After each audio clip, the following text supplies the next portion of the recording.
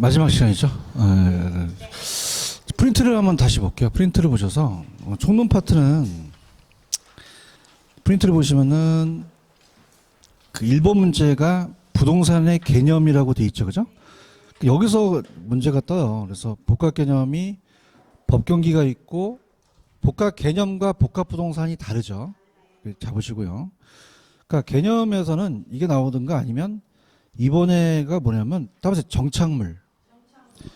지금 웃긴 게 이번에 가시면 토지 정착물이라고 돼 있죠. 이건 민법상이고 3번은 그냥 부동산 정착물은 이런 거는 아까 이제 벽시계나 형광등 같은 걸 이제 구분하는 그런 기준에서 이것은 잡으셔야 되고 4번에도 토지에 대한 용어가 꼭 나온다 그랬죠. 그죠? 그래도 꼭 체크하시고 그다음에 넘기시면은 5번이 무슨 성을 고르라 그랬죠? 근데 만약에 부중성을 고르라고 할 수도 있잖아요. 부동성을 고르라고도 할 수 있고.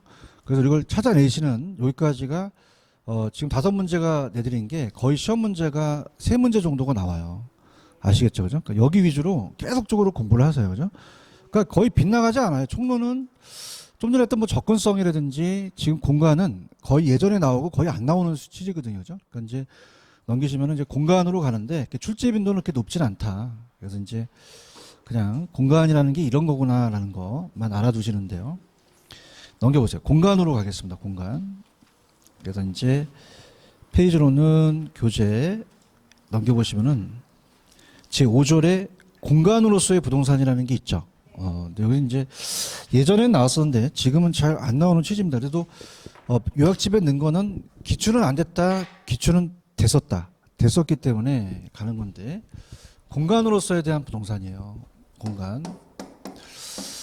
자, 우리가 이제 영속성이 있기 때문에 항상 공간이 생기겠죠. 3차원 공간이라는 거는 몇 개의 공간이 있다는 거죠? 3개가 있다는 거죠. 그죠? 그래서 지구 중심을 이제 잘라요. 이렇게. 자르게 되면은 공간이 3가지 공간을 가지고 물어옵니다. 그래서 이렇게 여기가 수평 공간이고요. 위에를 공중 공간이라고 그래요. 공중 공간이라고 하고 밑에는 지하죠. 지하도 맞고 지중도 맞아요. 지하 공간도 맞고 지중 공간도 맞다.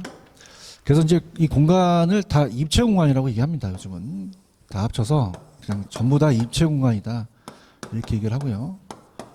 복합 개념의 법경기 아시죠? 그럼 그냥입니까? 3가지를 다 봐야 됩니까? 다 봐야 돼요. 그래서 복합 개념으로 바라보자는 거죠. 그러면 오른쪽에 밑에 가시면 2번째 소유권의 공간적 범위라는 게 있죠. 자, 공간도 그냥요 소유권이 있어요. 그 수평 공간을 이용할 수 있는 권리를 지표권이라고 하고요. 그 다음에 공중 공간을 이용할 수 있는 권리가 공중권입니다. 이 앞에 글씨를 따와요. 공중권이라고 하고 얘를 이제 지하권이라고 하죠. 지하권. 자, 그러면 소유권은 그냥이요. 이건 법률적이에요. 공간은 기술적이죠. 자, 우리가 공간도 가치가 없을까요? 공간에 가치가 있을까요? 있죠. 가치라는 것은 이건 가격이니까 경제적이 되겠죠. 그죠? 그러니까 법경기를 다 보자는 얘기예요. 그래서 가볼게요. 자, 공간 개념은 영속성과 관련이 되고 부동산은 수평, 공중, 지하 몇 차원? 다 합쳐서 입체 공간이라고 얘기를 해요. 그럼 입체 공간은 법경기를 다 동시에 공간적 가점을 복합 개념에 다 해당이 되겠고 3차원이 공간이 갖는 개개의 공간 가치를 총합이라고 합니다. 그럼 부동산의 소유권은 아까 지표, 지하, 공중으로 나눌 수 있죠. 근데 이게 토지 소유권의 공간적 범위는 사회 통념이나 법이 허용하는 범위 내에서 그 경제적 가치가 인정되는 한도까지입니다. 자, 이번에 민법에다가 별표 쳐놓으시는데 자, 우리나라 민법에 의해서 이 공간적에 대한 소유권 범위는 무한정이에요. 정당한 이기는 범위예요. 정당한 이기는 범위까지만 미치겠죠? 여기가 이제 사적을 얘기합니다. 정당한 이기는 범위가 사적의 그 소유권에 대한 토지 상한이 미치기 때문에 다 미치는 건 아니죠. 그 다음에 우리가 일조권이나 조망권은 법원에 대한 분쟁이 생기겠죠. 그래서 법원이 판단해 가는데 지하 공간의 이용이 증대되고 초고층 건물이 늘어남에 따라서 토지 소유권의 공간적인 면에서 구체적인 범위 해석에 대해서는 법원의 판단에 의존한다고 되어 있나요? 자, 지표권은 아까 수평 공간을 이용할 수 있는 권리죠. 그래서 밑에 토지 소유권자가 토지상 구역상의 수평권을 배타적으로 이용할 수 있는 권리인데, 그럼 토지를 사면 그냥입니까? 작물을 경작할 수도 있습니까? 건물을 지을 수도 있죠. 지표수를 물을 이용할 수 있는 권리도 들어가는데, 밑에 보시면 용수권이라는 게 있죠. 자, 이건 이제 별표 치지 마시고 혹시 모의고사 같은데 또 강사들이 낼 수 있기 때문에 아직 안 나왔는데, 용수권이라는 것은 물은 먹으면 없어지죠. 물의 소유권이에요. 물을 이용할 수 있는 권리예요. 두 가지인데, 유역주의와 선형주의라는 게 있죠, 그죠? 근데 출제는 잘 안 되는데 들어보세요. 용어 정리인데, 유역주의와 선형주의라는 게 있어요. 선형주의. 자, 그럼 유역주의와 선형주의를 어떻게 나누냐? 유역주의는 이제 수변 지역에 거의 사용되고요. 이건 건조 지역에 사용되는데, 자, 물이 이제 상류에서 하류로 흐르면서 하천 주변에 있는 이 토지를 유역지라 그래요. 그럼 유역지의 소유권자가, 자, 물이 풍부하면 혼자 먹어야 돼요? 골고루 나눠 먹어야 돼요? 나눠 먹죠. 그래서 얘는 이제 골고루 나눈다는 게 중요하고, 사막 같은 건조 지역은 골고루 나누면 농사를 못 짓죠. 이 선자가 먼저 선자거든요. 그죠? 그럼 그냥입니까? 먼저 이용합니까? 독점권을 주는 거예요. 자, 근데 우리나라는 수변 지역은 아니지만 우리나라에 상부상조의 정신이 있기 때문에 민법에서는 유역주의를 갖고 따집니다. 그럼 우리나라에 이응 들어갔죠? 유역주의도 이응 들어가죠? 그래서 우리나라는 무슨 주의? 유역주의. 그래서 수변 지역이에요. 그래서 유역주의는 어느 일방이 물을 독점적으로 사용하지 않고 인접한 다른 사람에게 해를 끼치지 않는 범위 내에서 골고루라는 단어가 있죠. 선형은 건조 지역이고 얘는 그냥요 먼저요. 먼저 온 사람이 물을 독점 사용하고 남은 사람은 사용한다는 거거든요. 이렇게 보시고요. 거의 희박하고 지하권이라는 걸 주의 있게 보세요. 넘기세요. 자, 지하권은 지하 공간에 대한 권리죠. 그 지하권은 소유권자가 토지구역의 지하 공간으로부터 어떤 이익을 획득하거나 지하 공간을 사용할 수 있는 권리가 있는데, 나라마다 다 똑같겠어요? 다르겠어요? 달라요. 그래서 양가로 1번에 어떤 이익을 획득할 수 있는 권리라는 게 있죠. 그래서 우리나라는 지하수는 이용할 수가 있습니다. 지하수는 사적 지하권으로 인정을 해요. 인정을 하는데, 미채굴된 광물 같은 경우는 땅을 파다가 석유가 나오면 개인이 갖고 가지 못하죠. 국유권이에요. 그러니까 사적이다, 공적이다? 공적 지하권. 그래서 우리가 거기 보시면은 2번 우리나라라는 게 있죠. 별표. 광업권의 객체가 되는 광물이나 석탄은 토지 소유권자의 권리로 볼 수 있다. 불인정한다. 불인정한다는 거죠. 이렇게 보시고요. 그 다음에 지하 공간을 사용할 수 있는 권리가 지하실 같은 지하 구조를 구축, 유지 관리할 수 있는 권리인데, 자, 여기 이제 우리나라는 공익 목적에 지하 공간을 이용할 수 있는 경우 토지 소유자의 지하 공간에 대한 소유권의 행사에 대한 일정 깊이까지 제한할 수 있죠. 그게 밑에 가시면 한계심도라는 걸 배우셨잖아요. 무슨 심도? 한계심도. 자, 서울시 지하철 공사가 이제 한계심도를 40m로 규정을 합니다. 이내는 제가 보상을 해줬죠. 근데 아래는 보상을 해줘요, 안 해줘요? 안 해주죠. 그래서 밑에 한계심도로 가볼게요. 한계심도란 토지 소유자의 통상적으로 이용료가 예상되지 않으며 지하시설물을 설치로 인해서 일반적인 토지용의 지장이 없는 것으로 판단한 소유권에 관한 이익이 미치는 지하권의 깊이인데 몇 메타까지 규정한다 그랬어요. 40m. 그죠? 그래서 이제 어떻습니까? 서울시 조례에 의하죠. 자, 근데 우리가 구분지상권이라는 것은 지하도 가능하죠. 그래서 우리가 서울시가 공공의 지하철 공설 입체적 지하 공간을 개발을 위해서는 타인의 소유의 지하 공간을 이용하여 구분지상권을 설정할 수 있죠. 해야 한다. 그다음 3번에 가시면은 그러나 지하철 건설 등 공익사업이라도 토지 지하를 사실상 영구적으로 사용하는 경우 공익사업자는 토지 소유자의 토지용이 져야 하는 정도에 따라 보상을 해줘야겠죠. 자, 오른쪽 가면 이제 공중권이라는 게 있어요. 자, 공중권은 그냥입니까? 공중공원에 대한 권리입니까? 얘도 무한정이에요. 정당한 이익 있는 범위예요. 그래서 이 소유권자가 공중화의 타인에게 방해받지 않고 정당한 이익 있는 범위가 사적을 얘기를 해요. 관리할 수 있는 권리고, 그럼 사적과 공적 중에서 일조권은 햇빛이 받을 수 있는 권리죠. 공적에 들어가나요? 사적에 들어가나요? 사적이죠. 토지 소유권자가 개인적으로 이용 관리할 수 있는 권리가 사적이에요. 근데 전파가 왔다 갔다 한다고 통행료 못 받죠. 항공기 공중 통행권은 그냥입니까? 공적입니까? 공적 주체가 공익 목적으로 이용할 수 있거든요. 그래서 이제 우리가 자, 사적과 공적으로 나눠요. 사적 공적권과 공적 공적권으로 나눕니다. 햇빛을 받을 수 있는 권리는 일조권은 사적이죠. 조망권도 사적입니다. 근데 항공기가 통행한다 해서 통행료 받을 수 없죠. 항공권은 그냥입니까? 공적입니까? 전파 발작, 전파권도 공적이 되겠죠? 가볼게요. 자, 사적은 토지 소유권자가 개인으로 그냥요 이용 관리할 수 있죠. 그래서 일조권이나 조망권이나 TDR이라는 게 있죠. TDR은 아직 우리나라에 들어왔어요? 아직 안 들어왔어요. 용적률을 사고 파는 거거든요. 그럼 우리가 공업 시간에 용적률은 지하 공간은 삽입이 안 되죠. 그래서 공중공간의 활용 중에서 사적 공주권의 내용이 들어가요. 그 다음에 인접 토지 소유자의 권리 방해서 안 되고, 공적은 이건 공적 주체가 공익 목적이죠. 그죠? 그래서 이제 우리가 우리나라의 경우는 공익사업이라도 토지 공중공간을 사실상 영구적으로 사용할 수 있는 경우, 자, 공익사업자는 토지 소유자에게 토지 이용 저해되는 정도에 따라 보상을 해줘야겠죠. 선화지 같은 거 보상하고 3번에다가 별표 쳐보세요. 그러나 영구적으로 사용한다 경우라도 토지 소유자의 토지 합리적인 이용이 방해가 되지 않는다면 보상할 필요가 있다 없다? 없다. 전파의 발작과 항공기 공중통행권은 공적이라는 얘기예요. 이해 가셨습니까? 자, 밑에 공중공간에 대한 경적 가치는 그냥 동그라미 1번과 2번만 잡으세요. 3번을 보지 마시고. 지표나 지하도 그냥입니까? 획지로 분할할 수도 있습니까? 분할할 수도 있죠. 그래서 우리가 이렇게 획지로 분할할 수 있다는 거죠. 그러면 이렇게 하나하나가 이제 단위가 공중 획지가 돼요. 자, 그럼 어떻게 됩니까? 획지로 분할할 수 없다, 분할할 수도 있다. 그럼 공중권도 지표권이나 지하와 마찬가지로 임대차나 지역권이 목적이 될 수도 있죠.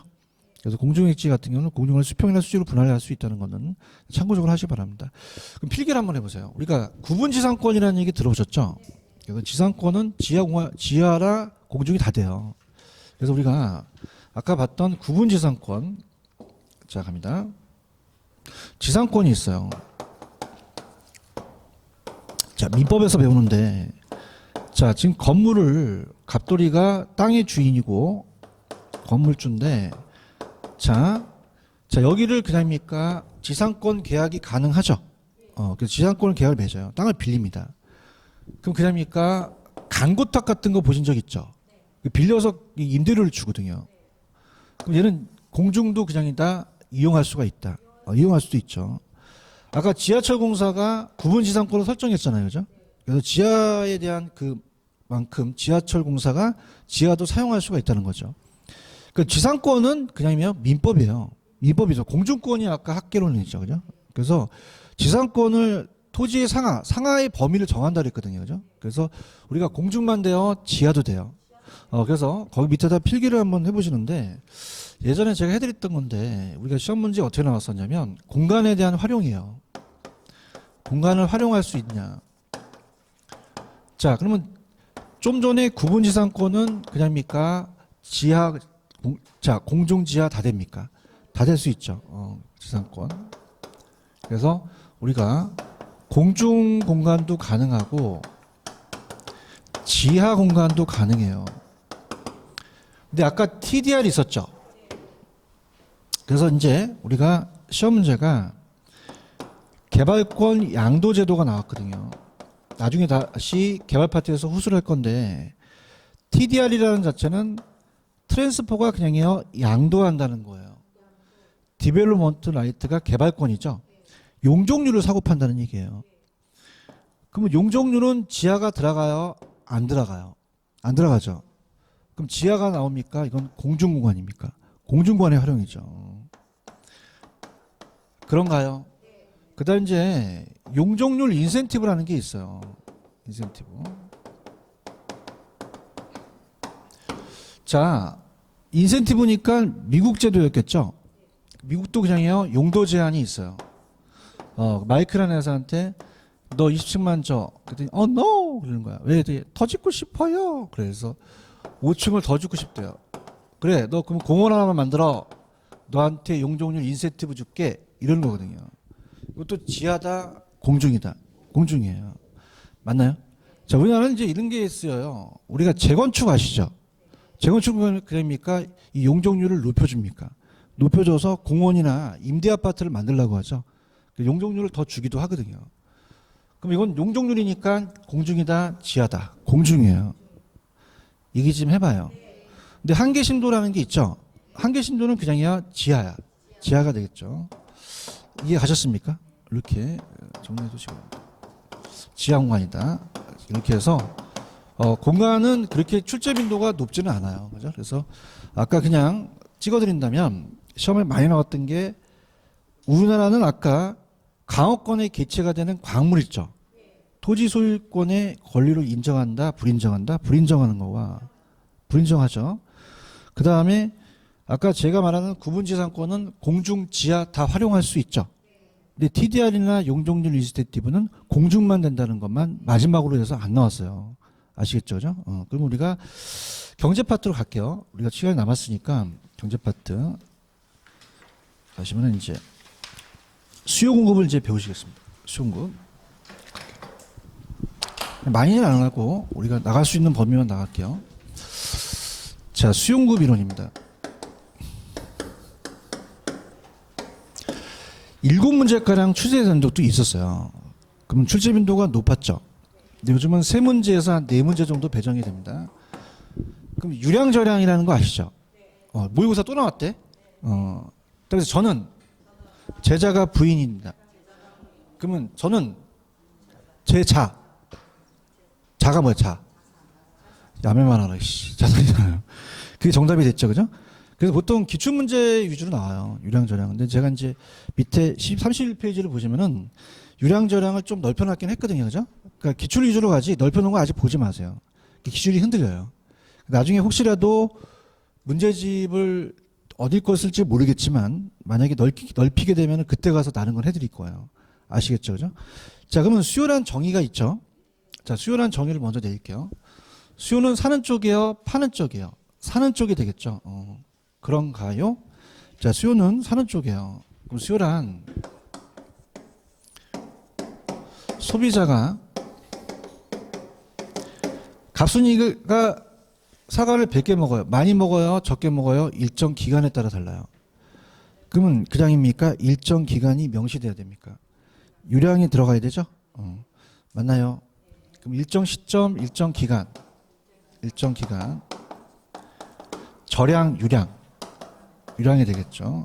유량이고 지금 갑이라는 건설회사가 아파트를 짓고 싶어서 그 지역에 가두 면적을 하게 되면 산 수요가 중요해요. 앞으로 사려고 하는 수요가 중요해요. 그럼 구매하고자 하는 거죠. 그럼 구매하고자 하는 거라는 거는 구매하고자 하는이라는 것은 아직 구매를 안 했다는 거죠. 그럼 사후적이다, 사전적이다. 사전적이다. 살 의사를 얘기하죠. 그런가요?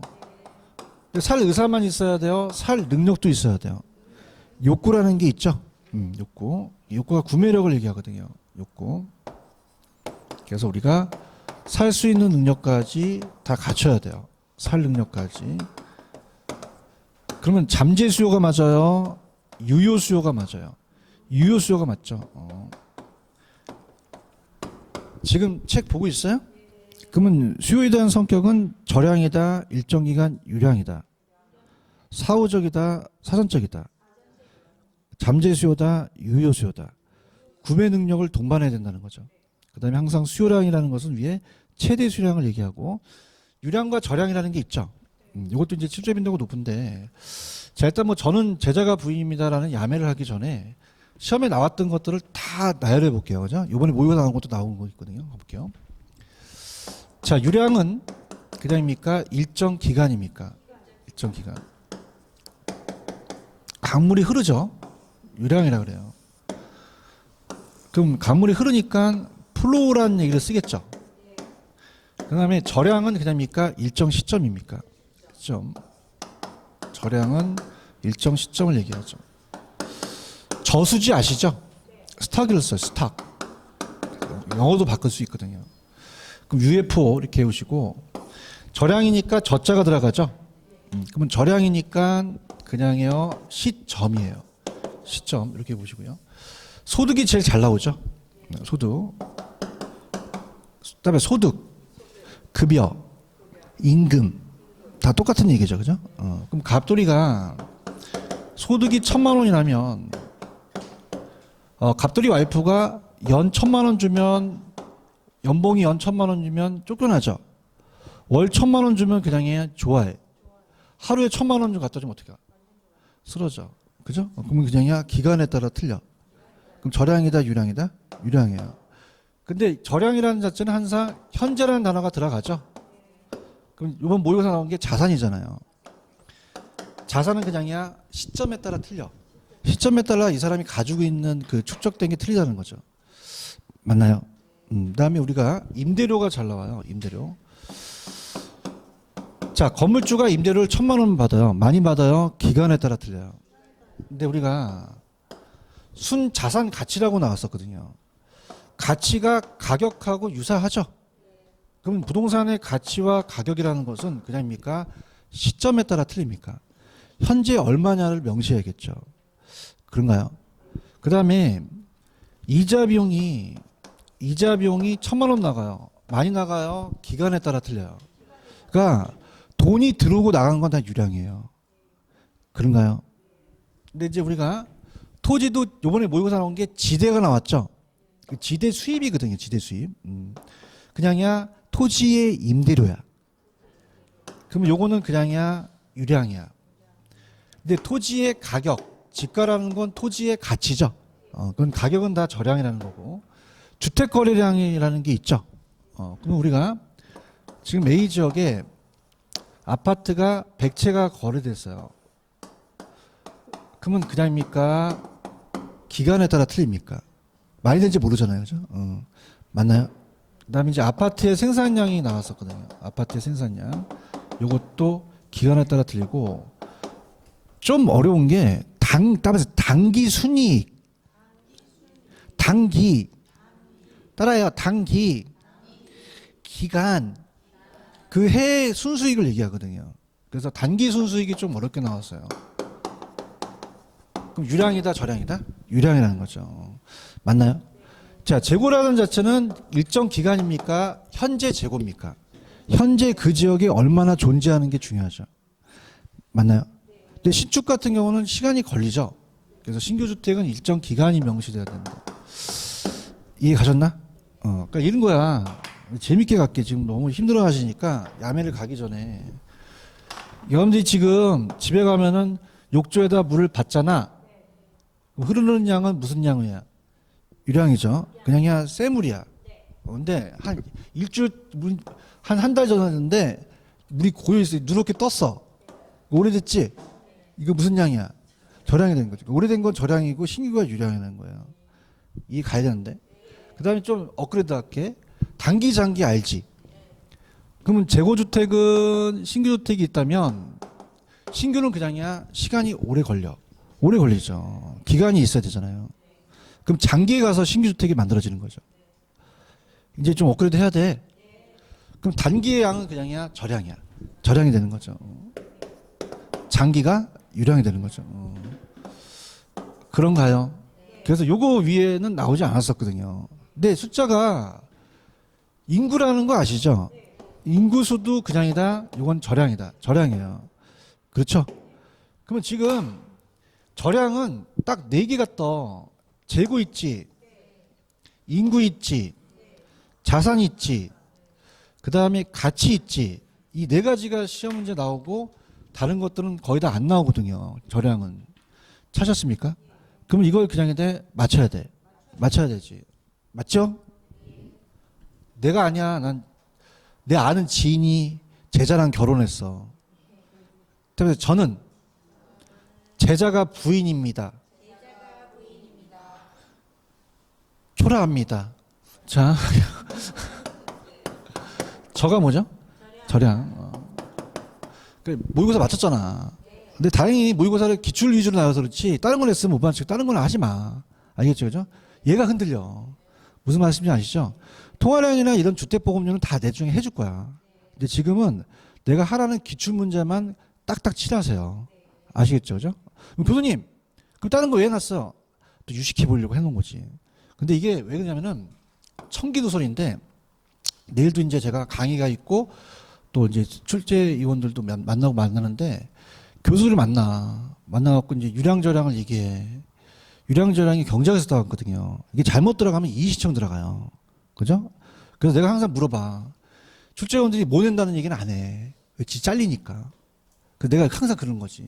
형이 있어, 한 명이 출제위원. 그래서 내가 출제위원 된다면 나는 이거 이시청 들어가니까 나 이건 기출문제 낼 것 같아. 그랬더니 그렇지 기출문제 내지 또 딴 데 내겠니? 막 그런 얘기를 하는 거야. 천기두설이야. 그럼 기출문제 위주로 가야지. 대답이 없잖아. 다 맞춰 이거만 하면. 저량을 가라고. 어? 네, 이거 가라고. 저는 제자가 부인입니다. 초라합니다. 그럼 제자가 부인님이는데 하나만 제가 좀 찍는 게 부채예요. 부채. 뭐라고요?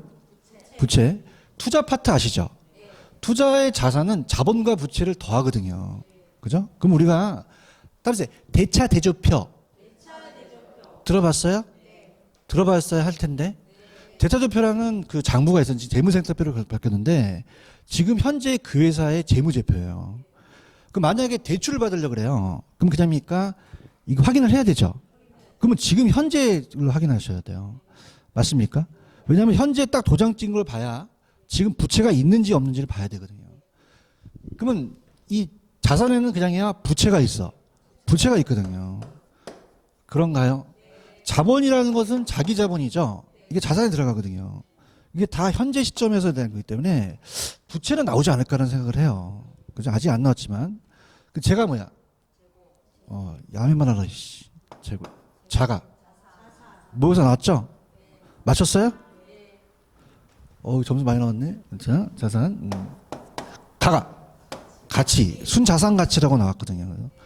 부는 안 나왔죠, 아직은요. 부채. 이는 인구라는 거죠. 요것만 잡으시면 돼요. 아시겠죠? 그래서 밑에 있는 다른 것들은 아직 잡지 마세요. 다른 게, 이게 흔들려. 다른 걸 잡으면. 아시겠죠? 그죠? 그러니까 여기 업그레이드 돼서 한 7, 8월 달, 9월 달 가시면 이제 실력이 굉장히 올라가거든요. 그럼 다른 것들도 궁금하실 때가 나와요. 아시겠죠? 근데 간혹 가다가 강사들이 출제 문제가 아닌 걸 내요. 왜 이렇게 넓힌지 모르겠어. 아시겠습니까? 그래서 지금 절양, 유량이 있어요? 그래서 절양은 시점이죠. 자, 따라 저는 제자가 부인입니다. 제가 뭐예요? 재고, 자가, 가격, 가치죠, 같죠? 부채, 인구라는 거. 요것만 체크하세요. 다른 거 체크하지 마세요. 다른 거 체크하면 내가 잡을 거야, 그냥. 알겠죠, 그죠? 얘가 흔들리면 다른 것들은 해봤자예요, 해봤자. 그래서 그 강사들이 자꾸 어렵게 가르치는데 이게 공인중개사를 20년 동안 강의해 보니까 이 선배들은 자기 어렵게 가르쳐요. 선배들은 다 해주려고 그래요. 근데 다 들어가 안 들어가? 솔직하게 얘기해봐. 들어가 안 들어가? 안 들어가. 그죠? 강사는 그냥 찍어줘야 돼. 뭐라고 찍어줘? 저는 제자가 부인입니다를 찍어줘야 나중에도 강사 최고다 그래. 알겠죠? 그죠? 괜히 통화량 같은 거 얘기해봤자 나도 힘 빠져. 본인도 알아듣지도 못하고. 알겠죠? 그죠? 그러니까 그것만 잡아, 그것만. 잡고, 지금 유량이 있어요? 시점이에요? 기간이야? UFO죠? 그럼 얘는 임대료 있어요? 급여 있어요? 주택 거래량 있죠? 신규 주택 있죠? 순소득. 그 다음에 지금 내가 하는 것만 해? 단기 순이익 있어요? 연간 이자 비용 있죠? 영업 경비 있죠? 뭐 이런 것들 나오는 거죠. 체크하셨죠, 그죠? 그러니까 돈이 들어오고 나가는 건 다 유량이에요. 여쭤볼게요. 내가 1,000만 원 벌어요. 많이 벌어요? 적게 벌어요? 많이 벌어요? 10년인데? 기간테스트지. 내가 이자를 1,000만 원 내고 있어요. 많이 내고 있네? 모르죠. 그러니까 돈이 들어오고 나가는 건 다 유량이라는 거지. 야매만 하지 말고 이해를 하라는 얘기야. 알겠죠, 그죠? 그러니까 일정 기간은 돈의 흐름이에요. 들어가고 나가고 들어가고 나가고. 아시겠죠, 그죠? 다른 거 잡지 마세요. 다른 거에다 치면 내가 잡을 거야. 나중에 넓혀. 나중에 지금 넓히지 마세요. 넘겨볼게요. 넘기시면은 수요함수라는 단어가 있죠. 자, 그러면은 수요함수는 수요량에 영향을 주는 요인이 무슨 변수죠? 독립변수고 수요량이 영향을 받죠. 그게 종속변수라는 거예요. 그런가요? 그다음 동그라미 2번은 아마 이제 그 책이 있나 우리가? 이건 어떤 거냐면 개별 수요를 합치면 시장 전체라는 게 나오거든요. 그죠? 들어보세요. 자, 갑니다. 자, 우리가 갑하고 을이 있어요. 이건 개별 수요인데 자, 우리가 수요 곡선이 우하향하죠. 우하향. 우측으로 내려가요. 그래서 우하향. 자, 그러면서 시장 수요가 된다는 얘기죠. 자, 그래서 이렇게 시장 수요가 되는데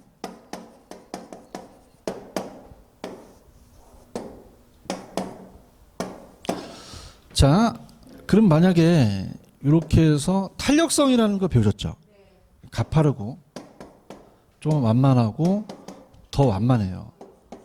탄력성은 그냥요 자극에 대한 반응이에요. 자극은 틀려요? 자극은 같아요? 어지러워. 내가 지금 강의하고 있지. 그럼 내가 강의하는 자극은 틀려 같아. 자극.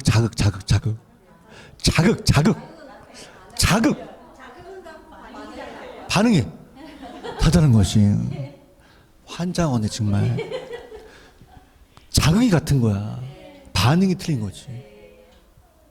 미치겠어. 뭘 가리킨 거야 내가. 자극이 같아. 반응이 다른 거지. 자극이 다르다면 내가 어떻게 자극을 하니? 자극은 같아. 웃겨? 같아 자극은. 그래서 시장에서 가격이 떨어지는 건 똑같다는 얘기예요. 맞습니까? 그래서 그냥 자극에 대한 반응이야. 이건 프라이스라는 건 알아? 가격이고. 점검을 해봐야 될 것 같아 지금. 이건 이게 Q가 퀀티티야, 퀀티티. 퀄리티가 아니라 그냥 양이야. 양을 얘기하는 거죠.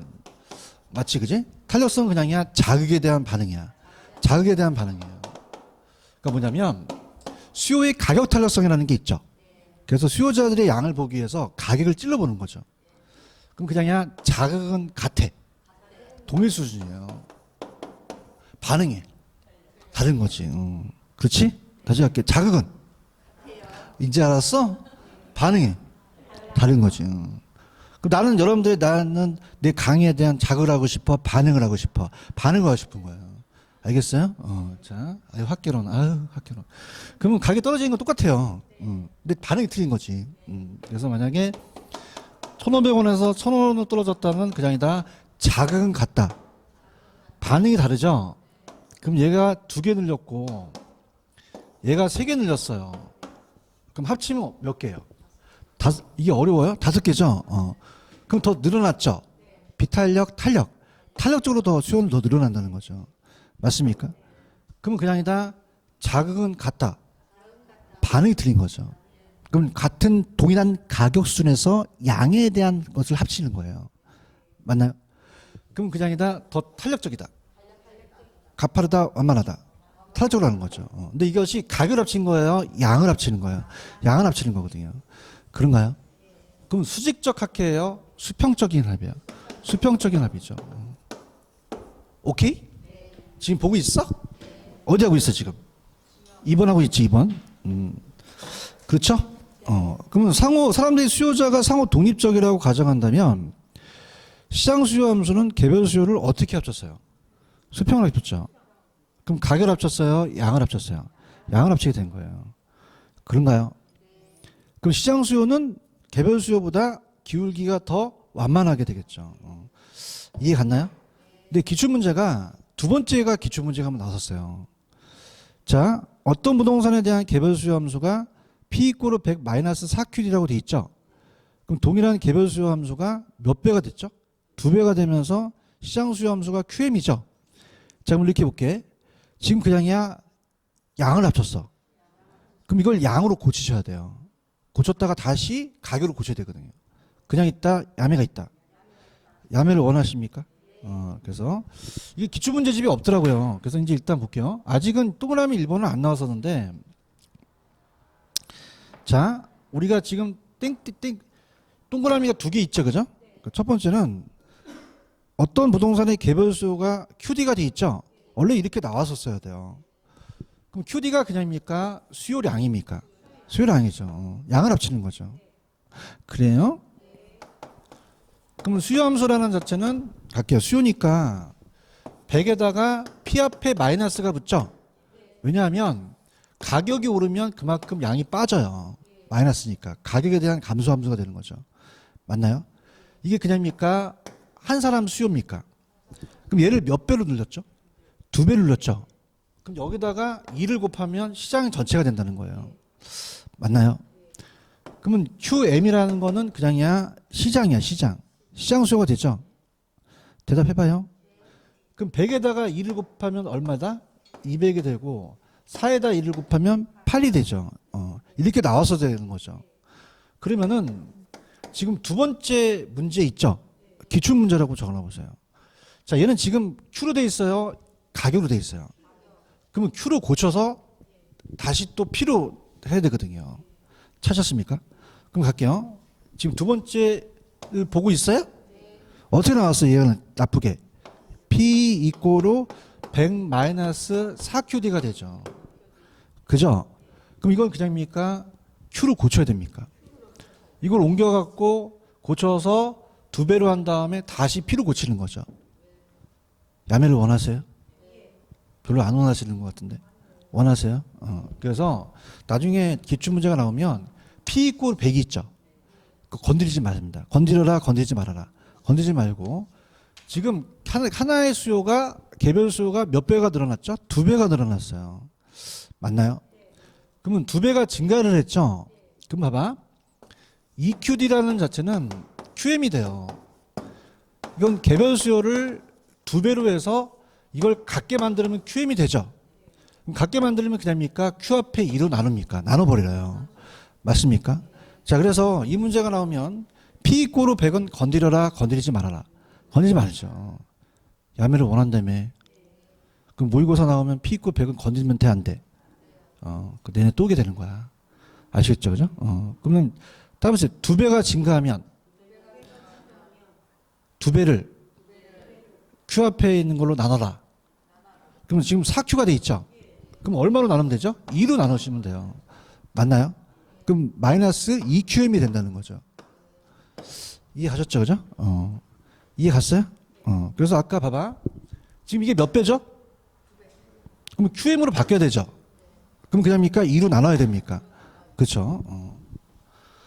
별로 안 좋아하네. 아셨죠, 그죠? 이게 딱 한 번 나왔었거든요. 그래서 자, 갈게. 자, 지금 P 이꼬르 100은 건드려라, 건드리지 말아라. 그럼 만약에 2배로 증가하면 그냥입니까?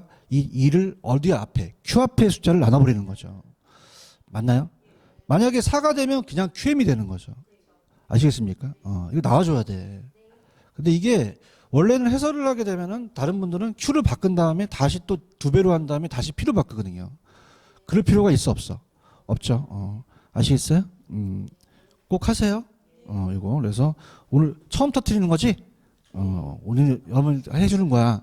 잘 왔어요. 그지? 그래서 2배로 증가한다면 P 이꼬르 100은 건드려라, 건드리지 말아라. 2배로 증가한다면 Q 앞에를 나눠라는 거죠. 이해하셨죠? 그죠? 그래서 요 P 이꼬르 100 마이너스 2QM을 찾는 게 나왔었어요. 이해하셨죠? 그죠? 그래서 그렇게 해서 보시는데 그냥 이제 이론은 돼야 돼. 가격을 합친 거예요? 양을 합친 거예요? 양으로 했다면 2배로 곱하면 되죠. 근데 P로 했다는 자체는 얘네들이 작정을 한 거예요. 아시겠죠? 그죠? 그 다음에 수요 법칙은 가격과 수요량이 그냥요 반비례해요. 그러면 다른 모든 조건이 일정할 때 당해제와의 가격만을 독립변수로 할 때는 당해제와의 가격 상승하면 수요량이 감소하겠죠? 그럼 밑에 가시면 수요 법칙에 성립하는 효과가 가격 효과라는 게 있나요? 무슨 효과와 무슨 효과 있죠? 대체 효과와 소득 효과라는 게 있죠. 찾았습니까? 이렇게 할게요. 자, 소득 효과는 다른 재화가 등장해요? 등장을 안 해요? 안 합니다. 얘기해봐. 등장이 안 해. 안 하죠. 옛날에 다 했잖아. 그럼 소득 효과는 다른 재화가 등장하면 안 돼요. 이게 실질 소득만 변한다고 나와야 돼요. 근데 대체 효과는 그냥입니까? 다른 재화가 등장합니까? 등장하죠. 찾았죠, 그죠? 그럼 갈게요. 대체 효과라는 건 다른 게 있죠. 다른 조건이 일정할 때 상대 가격의 변화가 나타나요. 그럼 어떤 재화가 가격이 상승하면 내게 비싸지죠. 근데 상대적으로 대체 효과에 의해서 상대적으로 비싸지는 재화의 수요량은 감소하겠죠. 상대적으로 싼 재화에 대한 싸진 다른 재화의 소비량이 늘어나겠죠. 이거 소득 효과로 맞추셔야 돼요? 대체 효과로 맞추셔야 돼요? 대체 효과로 맞추셔야 됩니다. 맞나요? 근데 소득 효과는 다른 재화가 나오면 돼요? 안 돼요? 안 되죠. 여기는 그냥 가격 나오고 실질 소득이 변화라는 게 나와요. 그럼 소득 효과라는 건 어떤 재화의 가격 변동이 소비자의 실질 소득을 변동시키죠. 그러면 어떤 재화의 가격이 상승했고 소득 효과에 의해서 소비자의 실질 소득이 감소하면 그 재화 수요량이 감소하죠. 대체 효과입니까? 소득 효과라는 얘기예요. 맞나요? 둘 다 그냥이요. 가격 때문에 그래요. 그 가격 효과 때문에 그렇다는 거죠. 이해하셨습니까? 그래서 예전에 소득 효과와 대체 효과를 바꿔낸 적도 있었어요. 그죠? 이렇게 보시면 되고요. 그다음 오른쪽에 수요 곡선은 아까 우상향한다, 우하향한다. 우하향하죠. 이 생긴 모양이 우하향이죠. 이렇게 우하향한 형태다.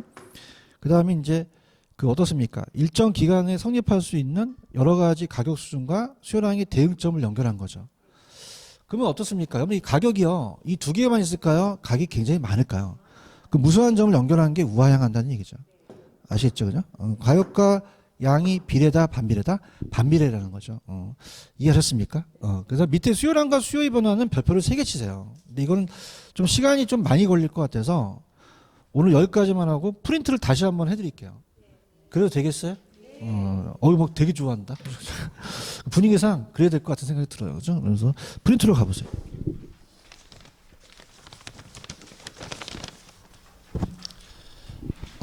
그래서 솔직히 3, 4월 달에 문제가 더 어려웠어요. 3, 4월 달에는 옳은 걸 찾으라 그랬거든요. 그럼 옳은 걸 찾으라는 게 더 난이도가 있는 거예요? 틀린 걸 찾는 게 난이도가 있는 거예요? 물론 둘 다 힘들지만 옳은 게 난이도가 높아요. 그래서 그 해에 옳은 거를 고르라는 게 많이 나오면 그 해 문제가 어려운 거예요. 그렇죠? 그래서 이제 이제 남녀가 사귈 때 그냥이야 줄달리기를 해야 되죠. 그러면 3월달, 4월달은 어렵게 냈거든. 근데 5, 6월 달에는 거의 기출문제 위주로 하는 게 좋아요. 아시겠습니까? 자, 지금 봐봐. 1번에 부동산 개념이 있죠? 그럼 봐봐. 1번에 3번. 아니, 프린트 해줄게. 프린트 있어요? 복수. 1번. 오늘 1번. 1번. 프린트 1번. 찾으셨어? 정답이 몇 번이죠? 자, 아까 시옷 있었죠? 그러면 시옷만 들어가는 거를 골라보세요. 생산 요소와 자산은 경제적이라는 거죠. 찾았습니까? 그래서 제가 아까 기술적의 4개, 경제적 5개 바꾼다고 했나요? 얘기 좀 해요. 그 다음에 1번과 5번이 올해 바꿔 나옵니다. 1번은 그냥이야 복합 개념이야. 5번은 복합 부동산이죠. 이 두 가지를 바꿔서 나니까 꼭 숙지를 하셔야 돼요. 맞나요? 2번 민법상 부동산은 어디까지요? 토지 및 그 정착물까지. 그렇죠? 그 다음에 중부동산 등기 등록의 공시방을 갖춤으로써 부동산에 준하여 취급한다. 특정의 동산이고. 자, 지금 2번에 가시면은 우리 시험 문제가 오지선다죠. 그러다 보니까 독립된 것이 아닌 게 있잖아요. 정답은 몇 번? 국어죠. 담장 축대 같은 것도 들어갈 수 있겠죠. 그런가요? 그러면 독립되려면 그냥요 건물 들어가요. 그러면 소유권 보존 등기 임목지죠. 명인 방법을 구비한 수목, 권원에 의해 타인의 토지에 재배되고 있는 농작물은 그냥입니까? 이건 독립돼 있는 겁니까? 근데 봐봐. 3번에 가시면은 아까 매년 경작을 요하지 않는 나무나 다년생 식물이 있었죠. 얘기해봐요. 이 나무에 똥을 쳐봐. 경작을 요해, 요하지 않아? 그럼 이 나무 잎목은 등기를 쳤어, 안 쳤어? 명의만물 구비하지 않았지? 그럼 얘는 토지에 독립된 거야, 토지의 일부야? 토지의 일부인 거예요, 그죠? 좀 묘하는지 아시겠죠, 그죠? 그 다음에 3번. 아까 제거하여도라는 건 무슨 쪽으로 제거한 거죠? 물리적이에요. 그죠? 그럼 여기서 핵심 포인트가 없는이죠. 이게 올해 있는이라고 나와요. 그럼 아까 없으니까 동산이었죠. 있으면 정착물로 간주하는 거죠. 그런가요? 이렇게 한번 해드리니까 괜찮나요? 그럼 토지에 정착되어 있어 매년 경작을 요하지 않는다는 나무는 등기 쳤어, 안 쳤어?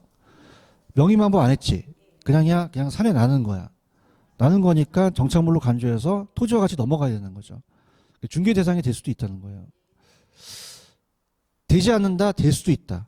될 수도 있죠. 이목 같은 건 될 수도 있죠, 그죠? 그래서 우리가 보시고요. 자, 그 다음에 자 갑니다. 거기 보시면은 정착물에 대한 당사자들 간의 합의나 쓰임새 관계에 있어서 주물종물이라는 거 아시겠죠? 4번 제일 중요한 게 그냥입니까? 계속적으로 이용돼야 됩니까? 계속적으로 이용되지 않으면 안 되겠죠. 그 다음에 5번에 정착물은 토지와 서로 다른 부동산이 있고 토지의 일부가 있겠죠. 그런가요? 이렇게 해서 정리하시면 돼요. 이해 가셨죠? 자, 이렇게 정리하시고. 자, 그래서 이제 우리가 이제 시험 문제가 많이 나온다면 1번 아니면 2, 3번 같이 나올 수 있다는 거죠. 이렇게 보시고요. 그 다음에 4번에 가시면은 기억해 보시면은 정상적으로 쉬는 게 있죠. 쉬러 그냥요 휴게실을 가요. 그럼 휴한지가 나오셔야 되고, 그 다음에 디귿은 하나의 지분을 가진 토지 등기 단위는 필지가 되겠고요.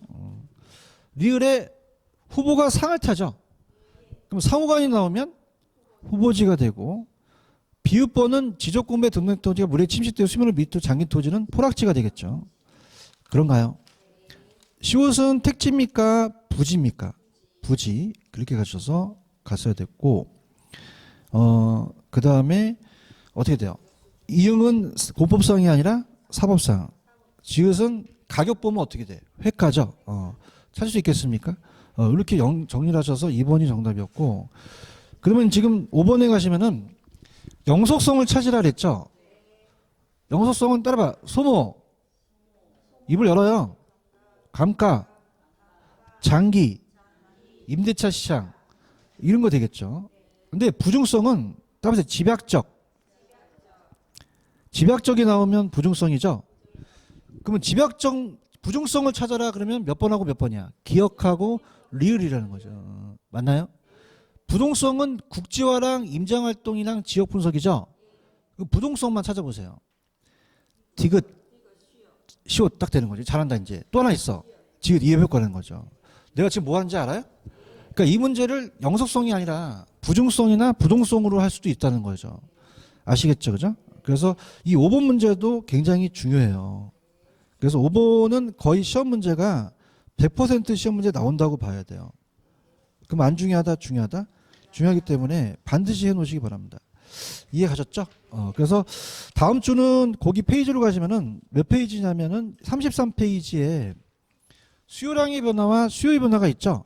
여기가 이제 다음 주에 제가 테마로 강의를 할 거예요. 그래서 여기서부터는 다음 주에 하도록 할게요. 오늘 여기까지만 할게요. 여러분 수고하셨습니다. 감사합니다.